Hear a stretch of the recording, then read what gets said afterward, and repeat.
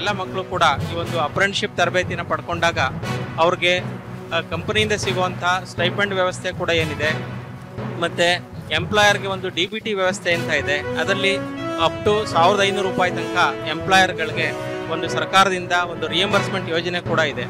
ಮತ್ತು ಲೇಬರ್ ಡಿಪಾರ್ಟ್ಮೆಂಟಿಂದ ನಮ್ಮ SC/ST ತರಬೇತಿದಾರರಿಗೆ ಆಶಾದೀಪ ಯೋಜನೆಯಲ್ಲಿ ಯಾರು ಅಪ್ರೆಂಟಿಸ್ ಆಗಿರ್ತಾರೆ ಅವ್ರಿಗೆ 5000 ರೂಗಳ ಸಹಾಯಧನ ಕೂಡ ಕೊಡ್ತಾ ಇದ್ದಾರೆ. ಇದೆಲ್ಲ ಫೆಸಿಲಿಟೀಸನ್ನ ನಮ್ಮ ಜಿಲ್ಲೆಯಾದ್ಯಂತ ಇರುವಂಥ ತರಬೇತಿದಾರರು ಇದನ್ನು ಉಪಯೋಗಿಸ್ಕೊಳ್ಬೇಕು.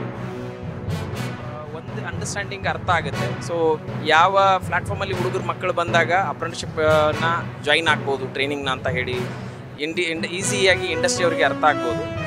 ಜೊತೆಗೆ ಇಂಡಸ್ಟ್ರಿ ಅವ್ರದ್ದು ಎಕ್ಸ್ಪೆಕ್ಟೇಷನ್ ಏನಿದೆ ಅನ್ನೋದನ್ನು ಮಕ್ಕಳಿಗೆ ಒಂದೇ ಒಂದು ಪ್ಲ್ಯಾಟ್ಫಾರ್ಮಲ್ಲಿ ಹೇಳೋದ್ರ ಮೂಲಕ ಸೊ ಅದಕ್ಕೆ ಯಾವ ಥರ ತಯಾರಿ ಮಾಡ್ಕೋಬೋದು ಅಂತ ಹೇಳಿ ಈಗಾಗಲೇ ಓದ್ತಾ ಇರೋವಂಥ ITI ಸೀನಿಯರ್ಸ್ ಮಕ್ಕಳಿಗೆ ಅದನ್ನು ಹೇಳೋದ್ರಿಂದ so we have enough time ಅವ್ರನ್ನ ಪ್ರಾಪರ್ ವೇದಲ್ಲಿ ಈವನ್ ITI ಕಾಲೇಜಲ್ಲಿರುವಂಥ ಸ್ಟಾಫ್ಗಳು ಕೂಡ ಸರಿಯಾಗಿ ಟ್ರೈನ್ ಅಪ್ ಮಾಡ್ಬೋದು.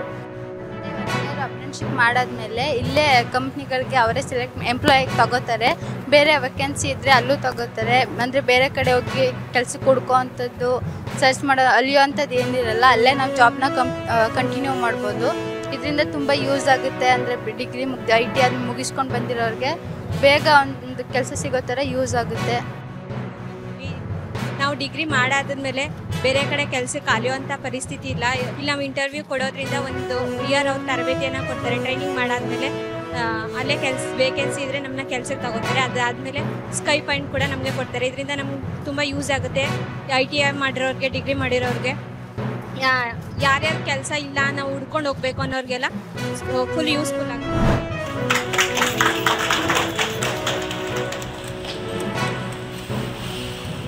ಕಾಣಿಸ್ತಿದೆಯಾ? ಇದು ಅಮೃತ ಬಳ್ಳಿ ಕುದಿಸೋ ಬಗೆ. ಅದಕ್ಕಿಂತ ಚಿಕ್ಕ ಈ ಥರ ಕಾರಣ ಹೆಚ್ಚಿನ ಎಲ್ಲಾದರೂ ಹಾಕಿ 3 ಮೆಣಸು ಹಾಕಿ ಅರ್ಧ ಗ್ಲಾಸ್ ಆಗಿಲ್ಲ ಅಂದ್ರೆ ವಾಸನೆ ಮತ್ತೆ ಕುದುರೆ ಮೂತ್ರದ ವಾಸನೆ ಬರ್ತಿದೆ.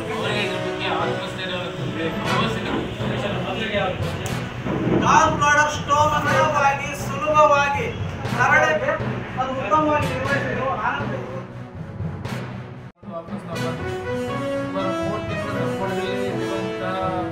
ಗಿಡಮೂಲಿಕೆಗಳನ್ನ ತೆಗೆದುಕೊಂಡು ಬೆಳೆದಂಥ ಕೂಡ ನಮ್ಮನ್ನ ಯಶಸ್ವಿ ಮಾಡಿದ್ರು.